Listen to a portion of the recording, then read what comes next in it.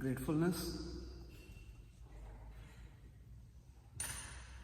to be able to have this opportunity to speak on Vedic philosophy and be able to serve all of you. Thank you very much for coming.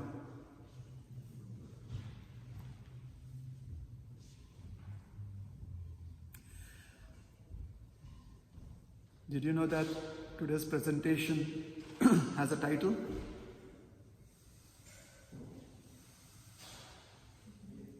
Anyone is aware? Huh?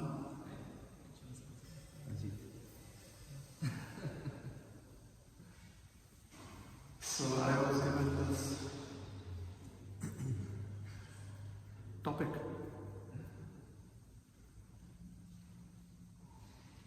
I think it's something like the art of living life with purpose. That's a deep topic.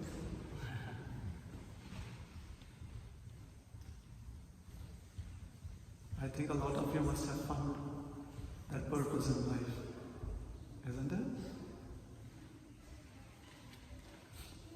So if I speak something that resonates with you,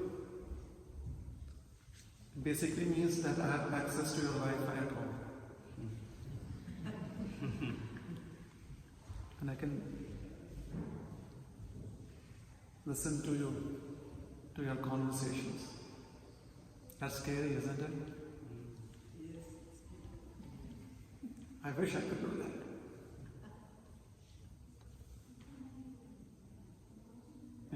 Maybe I could make some money on the side.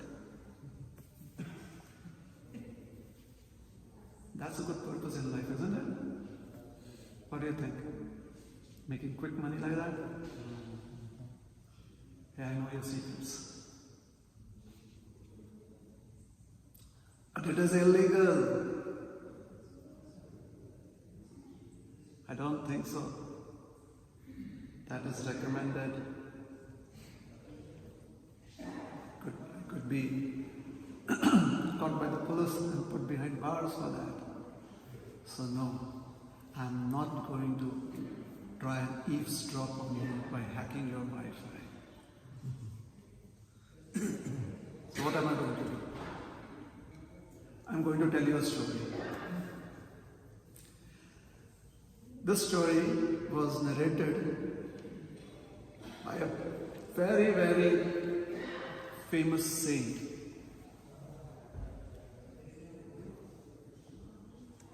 His name is His Divine Grace A.C. Bhaktivedanta Swami Srila Prabhupada. You've heard about him? Yeah. He's quite famous, isn't he? He's a saintly personality too.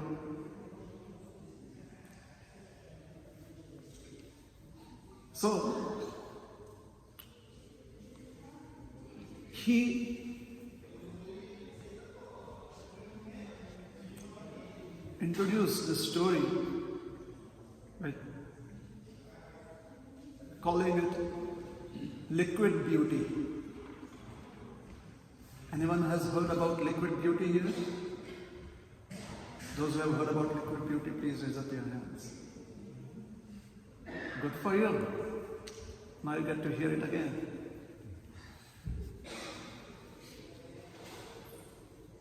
So Prabhupada says that once upon a time there was a very, very rich young man. So he was telling us this story in the 1970s. At that moment in time, there was still some romantic ideas about kings and queens and princes and princesses. So in our story, this rich young man could be a sheikh from the Middle East. Lots of money. Young.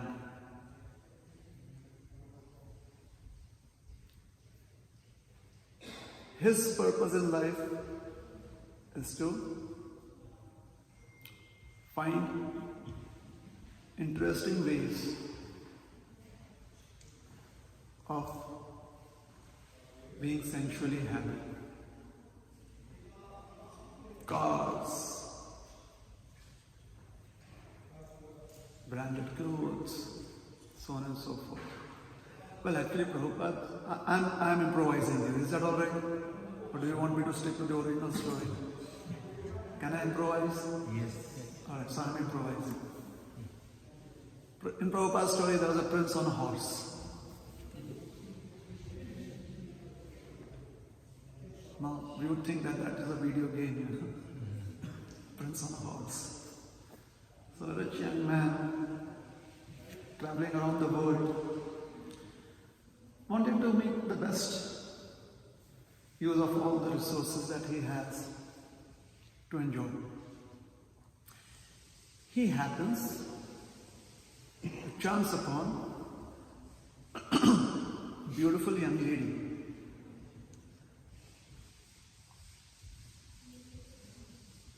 And fortunately for him and unfortunately for the young lady, she's by herself. So kind of walks up to her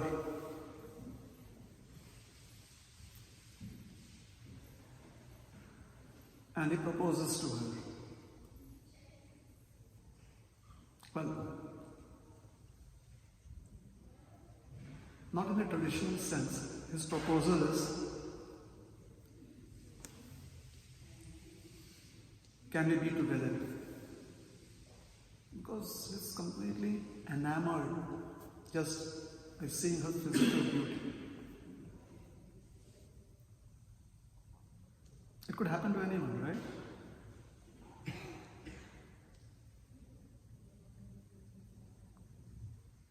If you're enamored by a certain object, then it creates desires to possess that object. And if you have the means,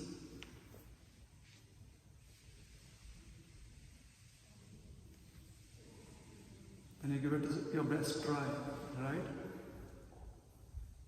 How many of us here like prasad? The kind of prasad that ISKCON gives out. Not just plate full of prasads. Lot of stuff on it. You like prasad? Yeah. But sometimes, unless until you have members' access,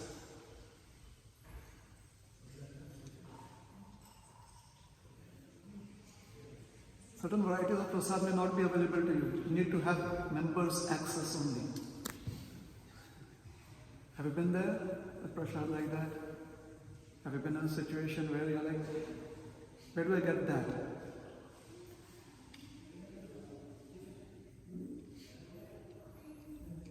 But they tell you now it's beyond bounds. Only special people can get it. And if you become possessive about it, you are completely possessed by that. Oh, I need to have the prasad.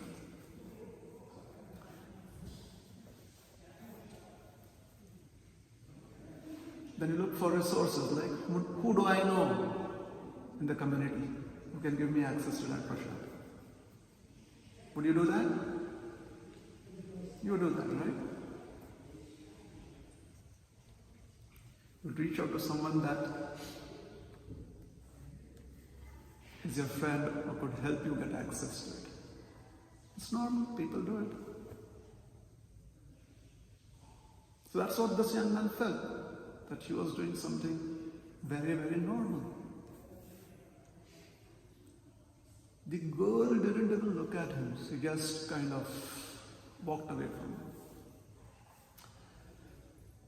But her demeanor was one of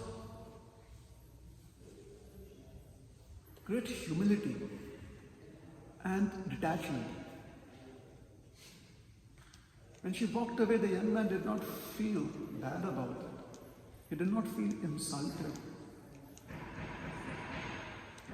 In fact, he felt for her all the more. Like, she's so graceful. Even when she doesn't respond to my proposal, she's so graceful. So then he gets onto social media, Instagram, trying to see if he can find her on social media. A complete blank.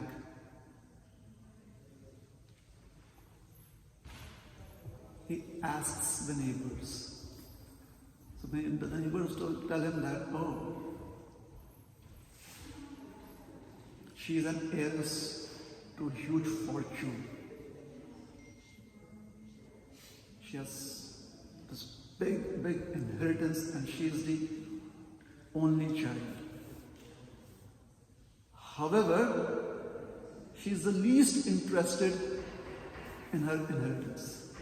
So she has given all of that up and she is living here as a recluse. The young man had no idea what a recluse is. Is that true? Like sometimes we really don't have an idea what a Hare Krishna temple is. So you walk in and somebody convinces you that you should come every day. So you come in every day. And sooner than later you find that you have beads, you are chanting.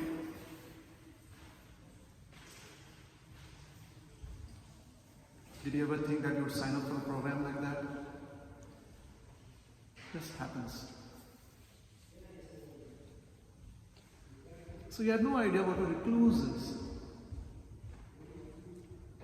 So he felt that his conclusion was that if I try hard enough, we have similar upbringings. She is from a rich family, I am from a rich family.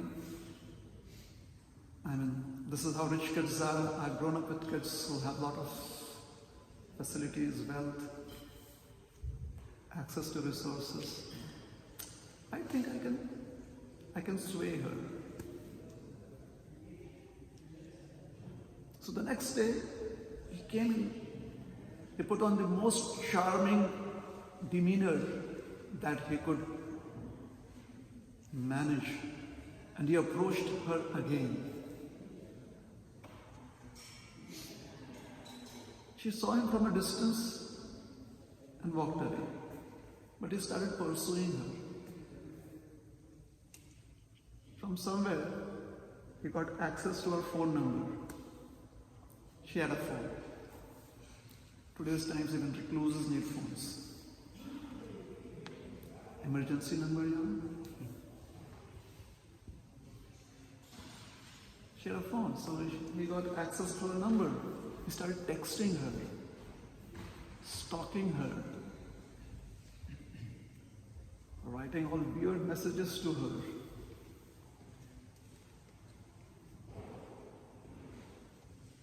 She wouldn't respond.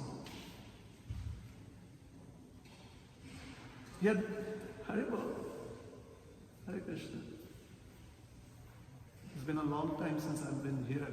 I see some friends, friendly faces in the audience, friends from the past. How are you? Okay. Thank you. You doing good? Good. Yes. Happy to be here again. Thank you for asking. All right. So he had no idea that she had blocked him. He just kept on sending her messages. And it became so difficult for her. He found he had money. He could charm his way through all obstacles. So he would just not stop pestering her. So one fine day, she decided that she needed to have an open conversation with him. She sat down with him. She said, "Why don't you get the message? I'm not interested in worldly things." So he was, since the time I've seen you, even I was all interested in worldly things. I'm just interested in you. She said, "But I'm not interested in you." She said, "I can wait. I need you. I have to have you." She realized that he was wrong. And sometimes people lose all sense of reality.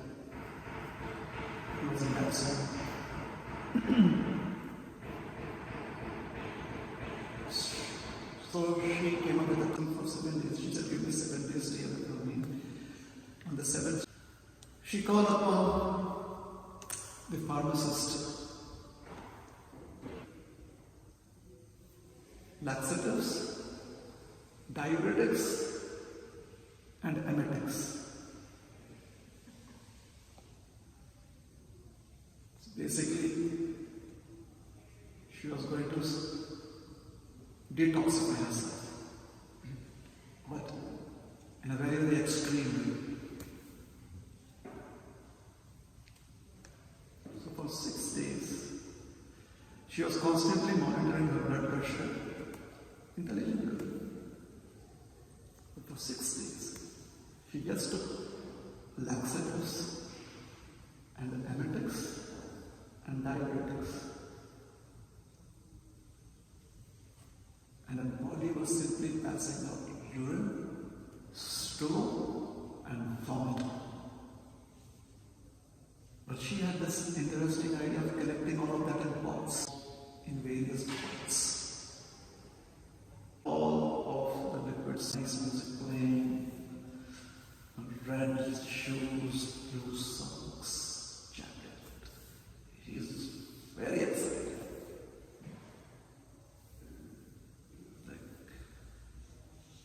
Shouting praises on the river. He's so happy. Visits her. She calls him into the room. He's surprised. He says, "Oh, old lady, where is the girl of my dreams?" So his old lady, the old lady, she said, "It is I." The boy said, "Please, you practice austerities and let us young people enjoy life. Show me the way." Beautiful. He was having this out of body experience. Where am I? Who am I? Who am I seeing here?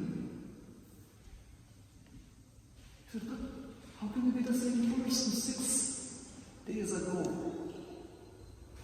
You're so full of life, you're so beautiful to look at. And now you're all shriveled up. Your skin is parched. Your eyes are sunken. It's practically the skin of your face has got sticking to your bones. Your hair is brittle and falling off. If you're the same girl, what happened to you?"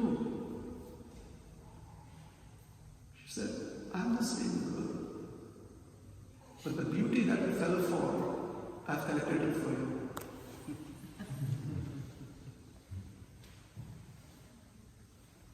She takes him to the spots. He's like, the stench is unbearable. She takes him to the spots, removes the covers, and the vomit. The smell just hits him. He couldn't hold on to his vomit anymore. He started retching and retching and retching. Intense for him. The smell was even more intense. It was like all of his senses were on high alert.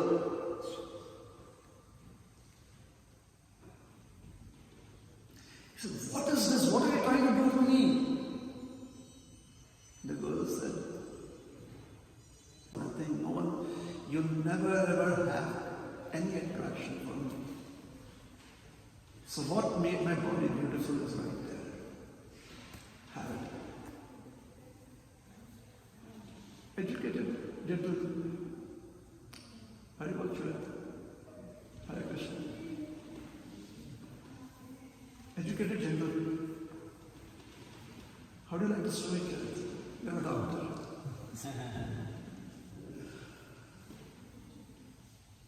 So, he realizes there's a supply message here. So, unfortunately, Unfortunately, Srila Prabhupada stopped the story there, so I cannot embellish it anymore. I have to stop. The girl, at a young age, with all her wealth, she was ready to go to, and just to prove a point. The point. And she did it willfully. And she did not hold any grudge towards the boy. All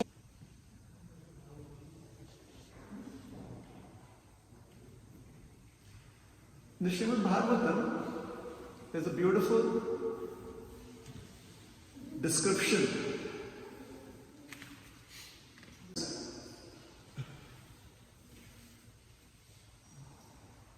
There are healthy ways of eating, there are a very, very proper balanced way of life, where you have work-life balance, all of those things.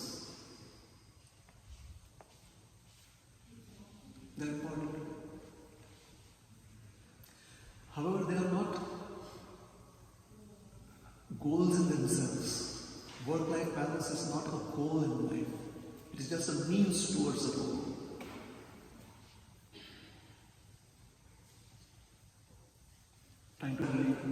These are just means towards a goal. How do I have the outcome? Yes? So in the Srimad Bhagavatam, beautiful book. This is the 10th canto. So we have 1 through 12 cantos.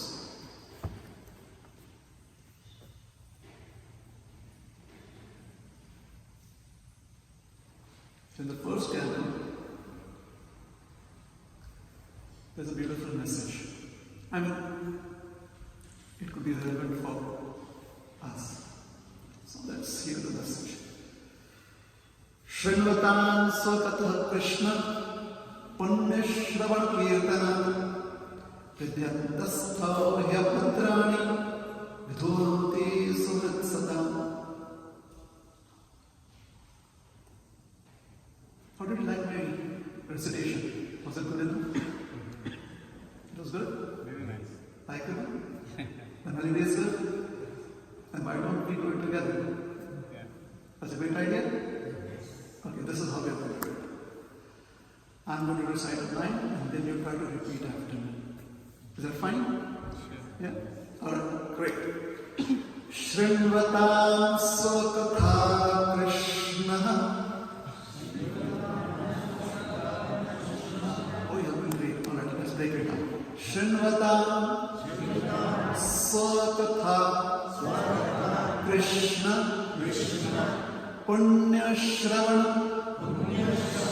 Kirtana Ridyantam Sthogya Padrani Ridyantam Sthogya Padrani Vidhunoti Suhrid Sadama Swaha. That's not Swaha is like amen. Alright. So now let's try reciting an entire line by line. Ready for it? Yep. Ready? Shrinvatam Swakatha Krishna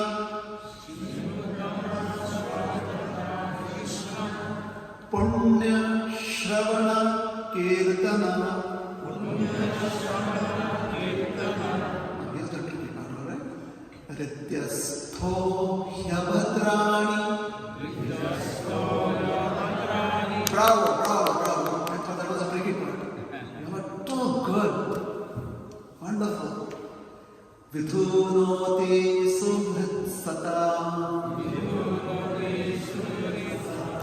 This word speaks about dirty things in the heart. Now, in 2024, what could be some dirty things in the heart? Clothes, blood clots, dirty linen. Plaques, cholesterol plaques, correct? Correct? Yes? That could narrow your blood vessels and you could have a stroke, heart stroke, a pain, bad things, dirty things in the heart, right? So what do? You take the heart to the cleaners. You try to clean up your blood vessels, right? Well, you've got to pay a lot of money for it too. They make a lot of money, doctors. The Srimad Bhagavatam speaks of other dirty things like hate,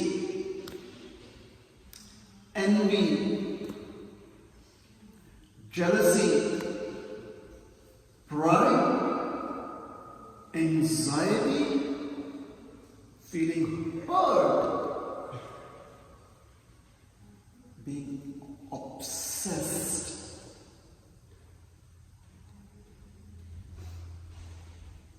unhealthy possessiveness. So you get the idea? Dirty things within the heart. So how does one collect all of these dirty things?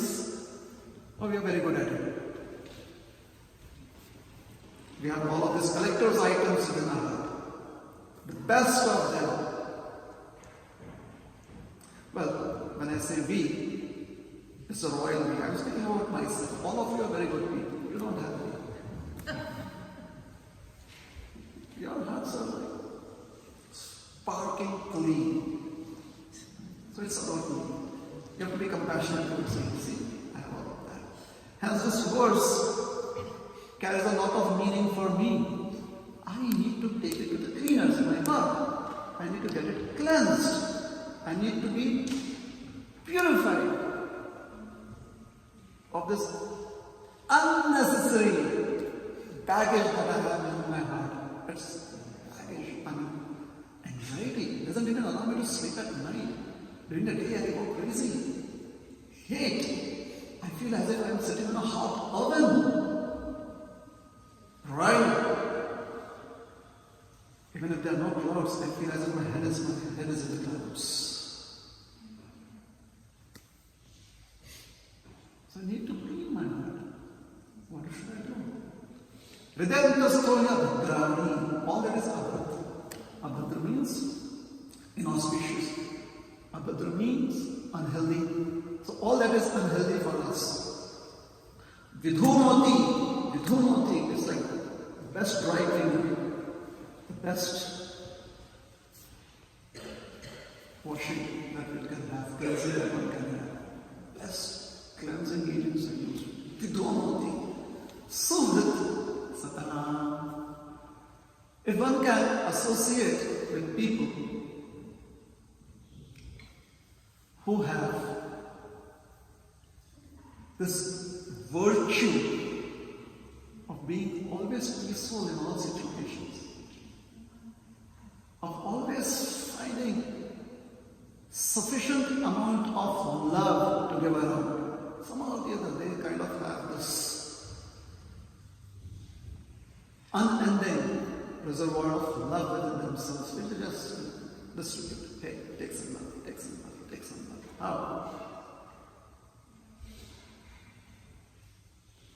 By the beautiful interactions that they have with us.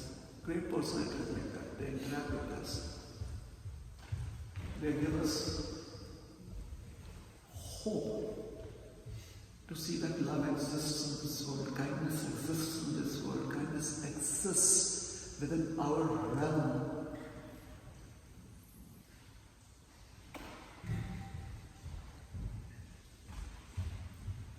How have they accumulated so much of wealth? This wealth, where are they accumulated from? Srinvatam Sarvadakash. Because they are constantly meditating upon the glories of the Supreme Lord, who's all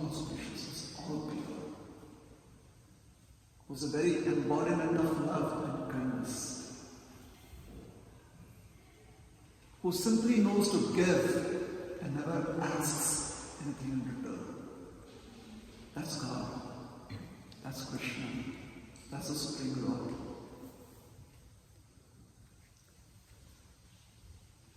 He has a manufacturing defect in himself.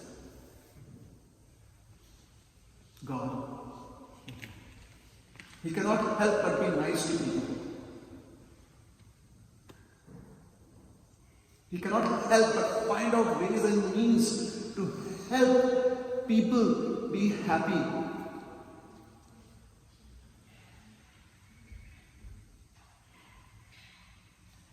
And despite him taking so much efforts, working hard day and night to help all living entities find peace within themselves and peace with themselves, he never ever suffers from anxiety, and he never ever gives up on anyone.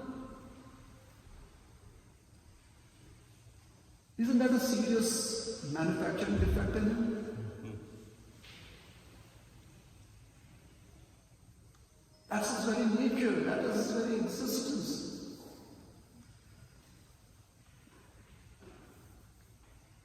Prema Sarupa, form of liquid love, this flows and flows and flows.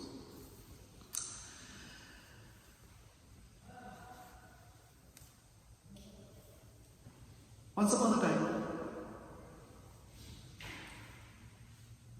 in a little village, in a far-off land, in the far-off land of India, Bharatvarsha. How many of us have heard about India? Please raise up your hands. How many of us have never heard of India? Oh, good. Everyone knows about India. So, in the land of India, there is a village called as Benapur. So you know the story I'm going to tell you? Yes. There lived a very, very powerful landowner and king who was called as a Zamindar. That was his title.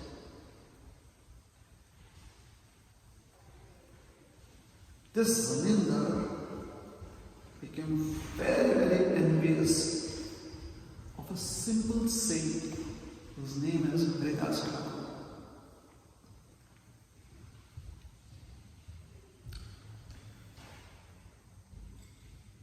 He really hated Haridas Thakur. The only reason being, despite all of his wealth and despite all of the charity that he would do so that people would worship him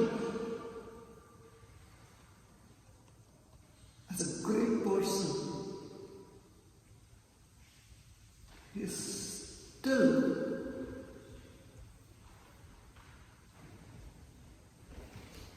was less famous than Haridas Thakur on social media. Thakur Haridas had more followers.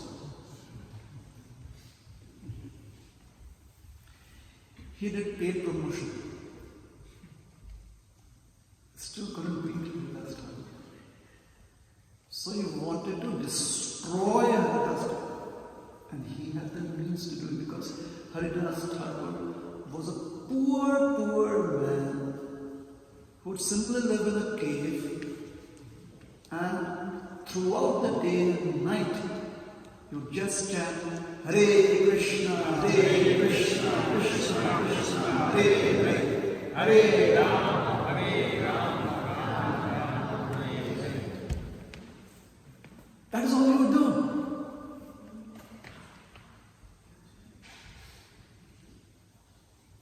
Still people like that. He would never put out anything on social media, but people would write about him. People would give their experiences of how wonderful it was to meet him, to see him, to hear about him.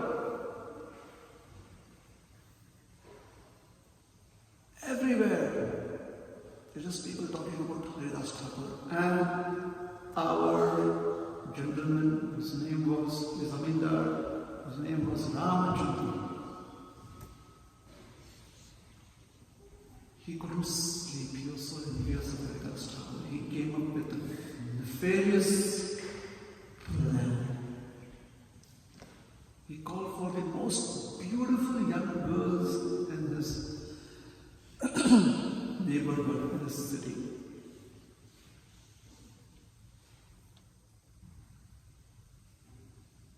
He was ready to pay them large amounts of money. And in return, he asked of them, he gave them a job, a head job.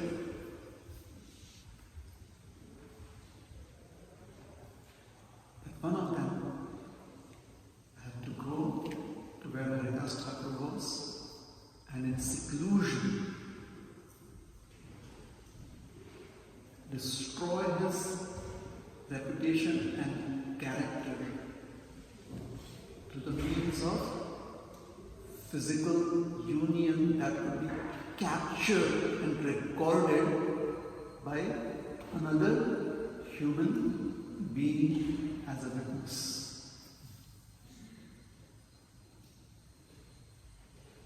Some of these girls, they were okay with the idea. And amongst them, one girl who had great expertise at this work, she took up that challenge. They had heard about Haridas Thakur and how decent he was and how detached he was. Most of the girls who felt they could take up this job, when they realized that it is for Haridas Thakur, they backed up. Some of them felt that it was not, they wouldn't want to hurt such a decent person. Some others clearly understood that they would fail at that job. This young girl, this young beautiful girl, she took it as a challenge that if I am able to attract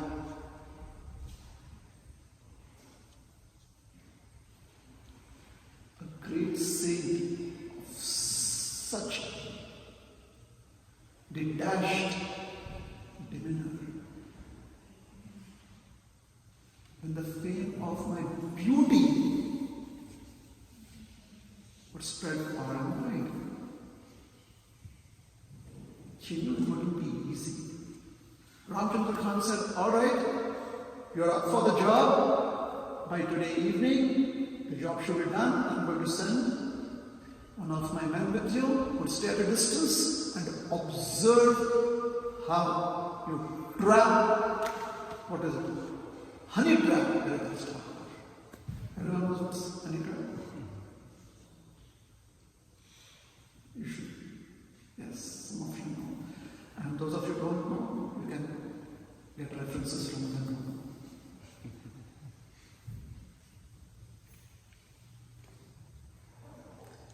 In Bengali, they are called as Bishwakamya.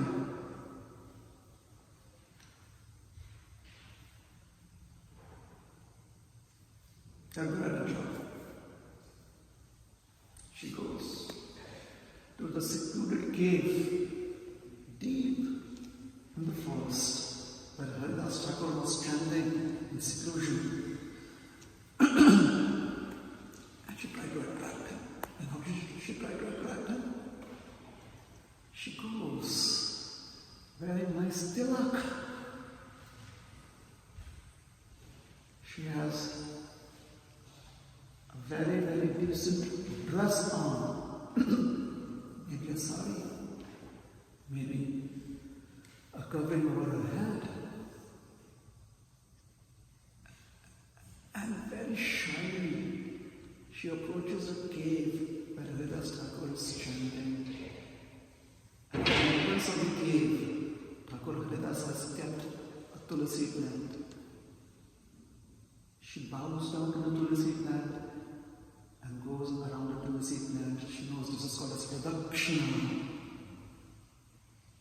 She offers her respects to tulsi plant. Then she offers her respects to Haridas Thakur by bowing down and touching her head to the ground, which shows that she is surrendered into a saintly personality.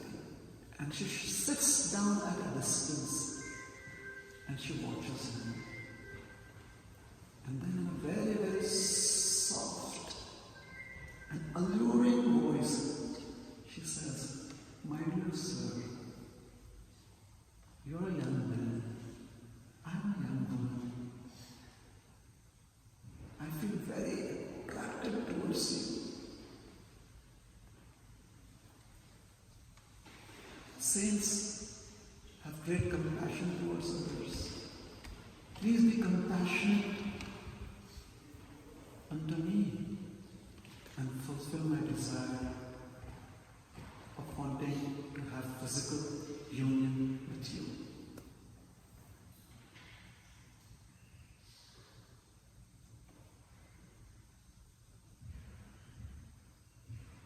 This will be your blessings on me. Haridas Thakur was chanting Hare Krishna, Krishna Krishna, Hare Hare, Hare Rama, Hare Rama, Hare Hare, and stopped. He looked at her and he said, "Dear lady, I'm blessed to be in your presence. I will definitely fulfill your desire. But I have a request. You and I, we are both spiritually minded. And therefore we know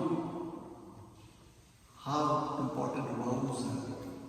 So I've taken up a vow of chanting a certain number of holy names. And I'm sure that I'll be able to finish it very soon. So I request you to just be sitting there and I'll finish my chanting. And then we'll do what you desire." So she was very happy. She sat down. After some time, he was still chanting. So she wasn't sure should she interrupt him or not. She didn't want to show that she was so eager to get the job done. She postponed trying to interrupt him till that time. It was late in the evening and it was turning dark. She realized she would have to leave. She told him, "Sir, you promised me that you would fulfill my desire. You are a saint. I have sought your shelter. So I feel unfulfilled." Haridas Thakur said, "Please forgive me for my offense. Could you please come tomorrow? Tonight I'll continue chanting and finish from my house. And then tomorrow I'll be very eager to fulfill your desire. We can come together." So she goes back to Ramchandra and she tells him this is what happened. He says, "Oh, so tomorrow you should get the job done. Should I send my man with you?" She said, No, first let me get the job done, then let me get physical with him, and then he'll become attached to me. And the second time he'll want to do it again, and that is when you can send the man and he'll be the witness. And this way we can easily travel. So he liked the plan.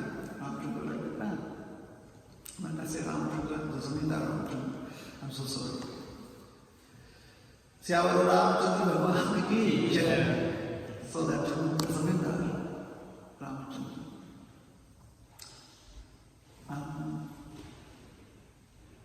So the next day she goes back.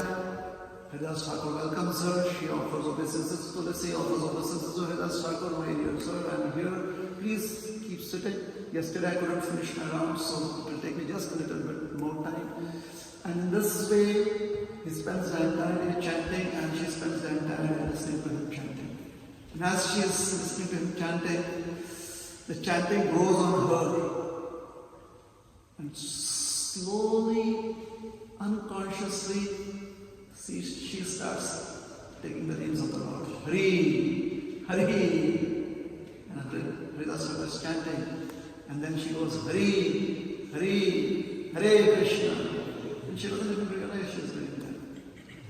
Towards the end of the day, Haridas Thakur is still chanting. So he asks her to come the next day. She's like, you've already kind of fooled me for 2 days. He says, no, I'm not trying to fool you. Let me be very frank with you. I had taken a vow to chant 10 million names, and just a few more names are left. Most probably I'll finish it through the night, or maybe by midday. So please come back. Tomorrow definitely I'll fulfill your desire. So tomorrow, the next day, the third day, she comes back again. The Samhita Ramachandra is like, okay, get it done at least today. She comes back. Haridas Thakur spends the entire day chanting. And finally she realizes that she no longer wants to have any physical association with him, physically mean with him. And what does she want to do? She wants to approach him, folded hands, and say, my dear sir, please forgive me. I'm a great offender. I was sent by the Zamindar, and this was his purpose. Haridas Thakur said, I already knew about the Zamindar and the game that you played. I already knew about it.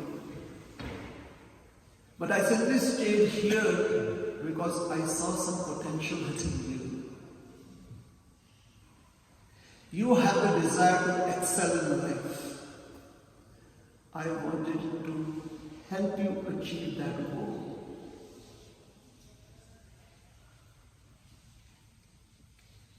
Have the best achievement in life. And she said, I realize what is the best achievement in life. I want to give up my sinful way of life because now I feel it is very sinful. That is my decision, my admission, and I just want to surrender unto you. Thakur said, see, I'm a wanderer. I was going to leave this place about 3 days ago, but I stayed back just for helping you out. You stay here. You worship Tulsi every day and you chant Hare Krishna Mahamantra as much as you want. Chant the Holy Names. But before you do that, please go back and distribute all of your wealth. So that now you become totally helpless. You don't have a plan B anymore. There's only one plan A. Sit down, chant Hare Krishna, worship Tulsi. So she goes, distributes all of her wealth, comes and starts doing that. Haridas Thakur leaves. Within a month, she has become so renounced and so well known that people from far and wide flock onto that cave to pay respects unto her. She becomes a well-renowned saint in that city. How did it happen? All of us have that potential within us. Why? Because that is our default nature. We are meant to achieve, we are meant to excel in life. We have to do it. There's nothing that can stop us from being the best. Individually, that is who we are. The reason being, we are not ordinary beings. We are not made up of just flesh and bones. That's just our external covering. We are life itself. Without us being in this body, the body is simply dead matter. It is our existence in this body that gives life, that gives beauty, that gives some purpose to this body to exist. Hence, we should not mistake the goal of life to achieve. We should not mistakenly take up as a goal of life as achieving sense gratification. That would be a huge illusion that we are cultivating in our lives. We should try to see that every action of ours, every thought that we have, brings out the best that we have in ourselves. And since we are not the body is simply the covering, we are the life, the living force. Call it the Atma, call it the soul. We are the living force. So what is the topmost expression of excellence that the living force can have? To feel eternal joy and eternal knowledge. Knowing very, very clearly what is eternal happiness, because we have perfect knowledge of it. And thus you can call the living force such an Ananda. Eternity full of knowledge, full of bliss. That is who we are. And therefore, finding excellence in the proper understanding of happiness is the goal that all of us are searching for. We try to find it through temporary human relationships, through temporary relationships with other species of life, or with matter, things. We talk to Siri and try to find happiness in Siri. Hey Siri, how are you doing today? Alexa, what day is it? And we try to talk to Alexa.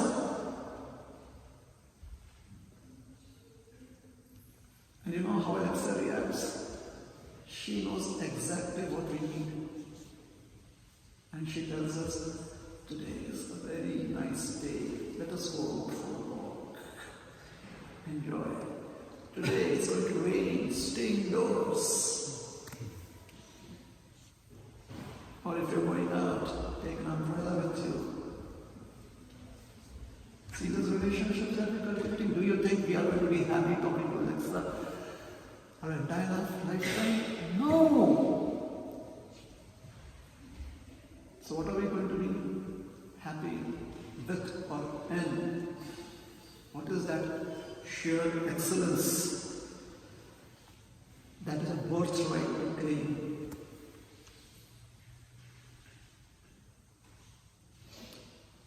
Heart that can reflect the beauty of love, kindness, hope, and peace. And we need to fight to keep these aspirations alive. And the process of fighting is called as spiritual sadhana. Spiritual practices. Whatever it takes. There's fasting, there is a disciplined program, a routine that we follow every day, which helps us realize that our hearts are capable of being peaceful. Our hearts are capable of finding real love, eternal love. Our hearts are capable of finding kindness.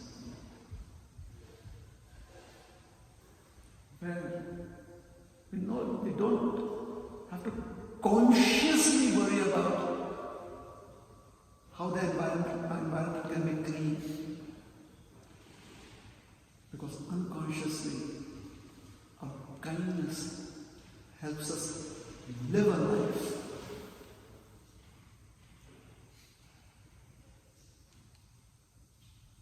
that is in agreement with the environment, it is in agreement with the needs of every single species of life. And this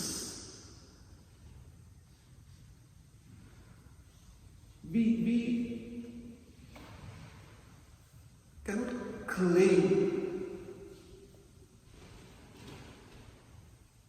that as our property, the ability to achieve these wonderful goals in life, or a state where we find that kind of enthusiasm to be happy, to be hopeful, to be kind, to be faithful. It's not ours, but it has been bestowed upon us. These are the very qualities of God Himself. And we are part and parcels of God, we are part and parcels of Krishna.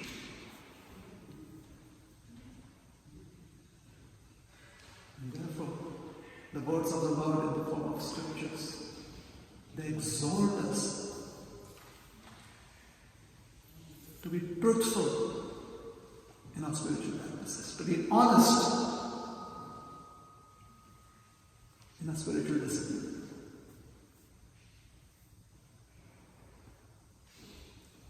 And thus, one day, the very glory that can sometimes distract us will dawn on one. It will be a benediction that comes on one. Why? Because every species of life cannot help but love us.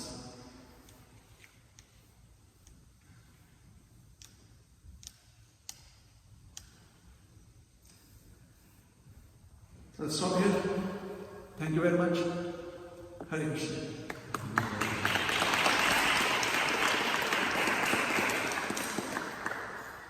Praise Rohini Priya Prabhu ki.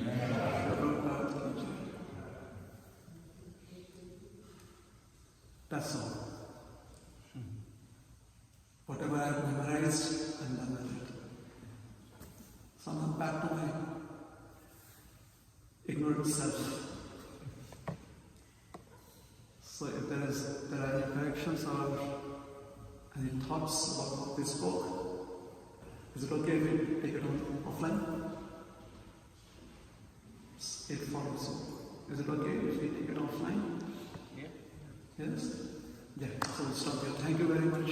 Hare Krishna. Shri Prabhupada ki jai.